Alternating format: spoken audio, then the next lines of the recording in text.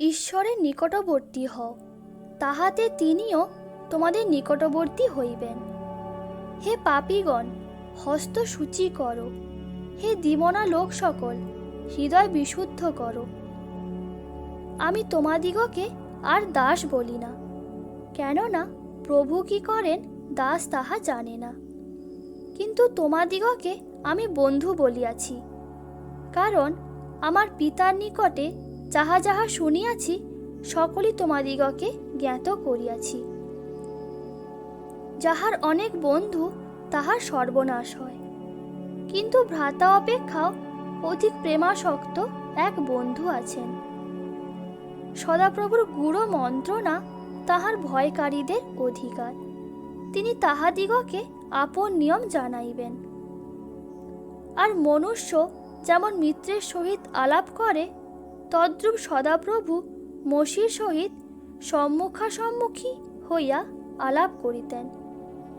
পরে মসী শিবিরে ফিরিয়া আসিতেন, কিন্তু নুনের পুত্র যিহোশূয় নামে তাহার যুব পরিচারক তাম্বুর মধ্য হইতে বাহিরে যাইতেন না।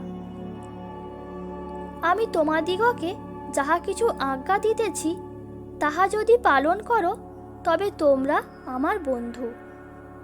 ঈশ্বর বিশ্বাস্য, যাহার দ্বারা তোমরা তাহার পুত্র আমাদের প্রভু যীশুখ্রিস্টের সহভাগিতার নিমিত্ত আহুত হইয়াছ।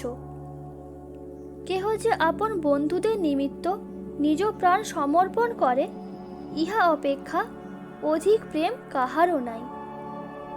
কেননা যখন আমরা শত্রু ছিলাম, তখন যদি ঈশ্বরের সহিত তাহার পুত্রের মৃত্যু দ্বারা সম্মিলিত হইলাম, তবে সম্মিলিত হইয়া কত অধিক নিশ্চয় তাহার জীবনে পরিত্রাণ পাইব,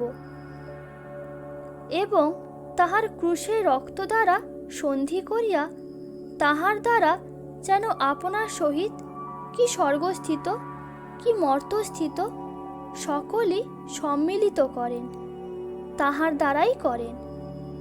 আর পূর্বে চিত্তে দুষ্ক্রিয়াতে বহিস্থ ও শত্রু ছিলে যে তোমরা, তোমাদিগকে তিনি এখন খ্রিস্টের মাংসময় দেহে মৃত্যু দ্বারা সম্মিলিত করিলেন, যেন পবিত্র, নিষ্কলঙ্ক ও নির্দোষ করিয়া আপনার সাক্ষাতে উপস্থিত করেন।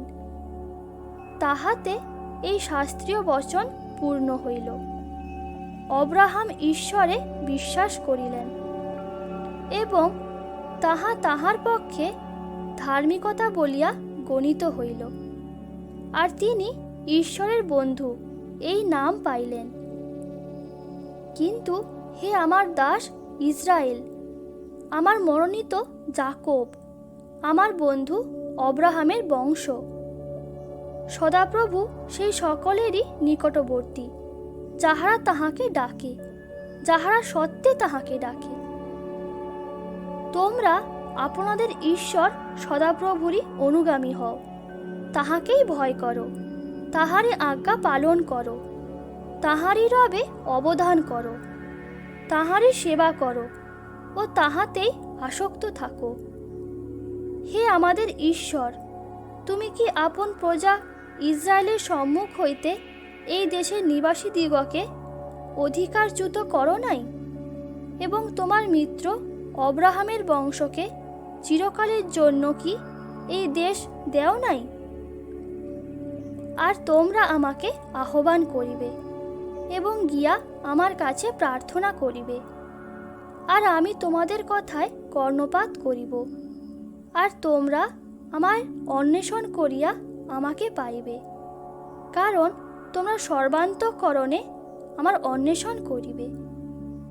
আর ইহাই অনন্ত জীবন, যে তাহারা তোমাকে একমাত্র সত্যময় ঈশ্বরকে এবং তুমি যাহাকে পাঠাইয়াছ তাহাকে যীশু খ্রিস্টকে জানিতে পায়।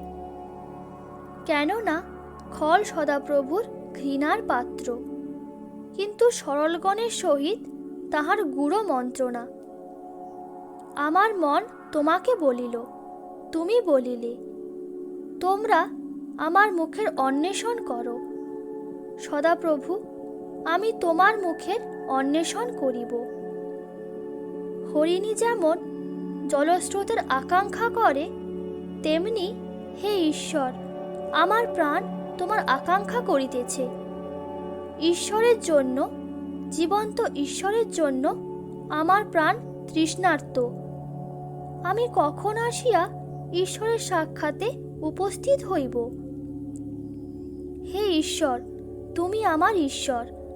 আমি সযত্নে তোমার অন্বেষণ করিব। আমার প্রাণ তোমার জন্য পিপাসু। আমার মাংস তোমার জন্য লালায়িত। শুষ্ক ও শ্রান্তিকর দেশে, জলবিহীন দেশে, যেন আমি তাহাকে তাহার পুনরুত্থানের পরাক্রম ও তাহার দুঃখভোগের সহভাগিতা জানিতে পারি। এইরূপে তাহার মৃত্যুর সমরূপ হই। কিন্তু বিনা বিশ্বাসে প্রীতির পাত্র হওয়া কাহারও সাধ্য নয়। কারণ যে ব্যক্তি ঈশ্বরের নিকটে উপস্থিত হয়, তাহার ইহা বিশ্বাস করা আবশ্যক যে ঈশ্বর আছেন, এবং যাহারা তাহার অন্বেষণ করে তিনি তাহাদের পুরস্কার দাতা। কিন্তু তোমরা মনোনীত বংশ, রাজকীয় যাজকবর্গ, পবিত্র জাতি, ঈশ্বরের নিজস্ব প্রজাবৃন্দ, যেন তাহারই গুণকীর্তন করো, যিনি তোমাদিগকে অন্ধকার হইতে আপনার আশ্চর্য জ্যোতির মধ্যে আহ্বান করিয়াছেন। তিনি তাহাকে কহিলেন, তোমার সমস্ত অন্তঃকরণ, তোমার সমস্ত প্রাণ ও তোমার সমস্ত মন দিয়া তোমার ঈশ্বর প্রভুকে প্রেম করিবে। কিন্তু ঈশ্বরের নিকটে থাকা আমারই পক্ষে মঙ্গল। আমি প্রভু সদাপ্রভুর শরণ লইলাম, যেন তোমার সমস্ত ক্রিয়া বর্ণনা করিতে পারি। আর তোমরা পুত্র, এই কারণ ঈশ্বর আপন পুত্রের আত্মাকে আপনার নিকট হইতে আমাদের হৃদয়ে প্রেরণ করিলেন। ইনি আব্বা, পিতা বলিয়া ডাকেন। যে ব্যক্তি আমার আজ্ঞা সকল প্রাপ্ত হইয়া সে সকল পালন করে, সে আমাকে প্রেম করে। আর যে আমাকে প্রেম করে, আমার পিতা তাহাকে প্রেম করিবে, এবং আমিও তাহাকে প্রেম করিব, আর আপনাকে তাহার কাছে প্রকাশ করিব। আমি উত্তম মেষপালক। আমার নিজের সকলকে আমি জানি, এবং আমার নিজের সকলে আমাকে জানে, যেমন পিতা আমাকে জানেন ও আমি পিতাকে জানি। এবং মেষদিগের জন্য আমি আপন প্রাণ সমর্পণ করি।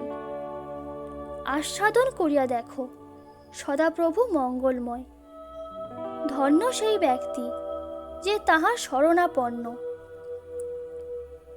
হে ঈশ্বর, তুমি আমার ঈশ্বর। আমি সযত্নে তোমার অন্বেষণ করিব। আমার প্রাণ তোমার জন্য পিপাসু। আমার মাংস তোমার জন্য লালায়িত।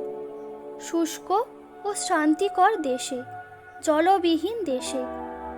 এইরূপে আমি পবিত্র স্থানে তোমার মুখ চাহিয়া থাকিলাম, তোমার পরাক্রম ও তোমার গৌরব দেখিবার জন্য। কারণ তোমার দয়া জীবন হইতেও উত্তম। আমার ওষ্ঠাধর তোমার প্রশংসা করিবে। এইরূপে আমি যাবজ্জীবন তোমার ধন্যবাদ করিব। আমি তোমার নামে অঞ্জলি উঠাইব। আমার প্রাণ তৃপ্ত হইবে, যেমন মেদ ও মজ্জাতে হয়। আমার মুখ আনন্দপূর্ণ ওষ্ঠাধরে তোমার প্রশংসা করিবে। আমি শয্যার উপরে যখন তোমাকে স্মরণ করি, তখন প্রহরে প্রহরে তোমার বিষয় ধ্যান করি। কেননা তুমি আমার সহায় হইয়া আসিতেছ। তোমার পক্ষযুগলের ছায়াতে আমি আনন্দ ধ্বনি করিব। আমার প্রাণ পদে পদে তোমার অনুসঙ্গী। তোমার দক্ষিণ হস্ত আমাকে ধরিয়া রাখে। আমেন।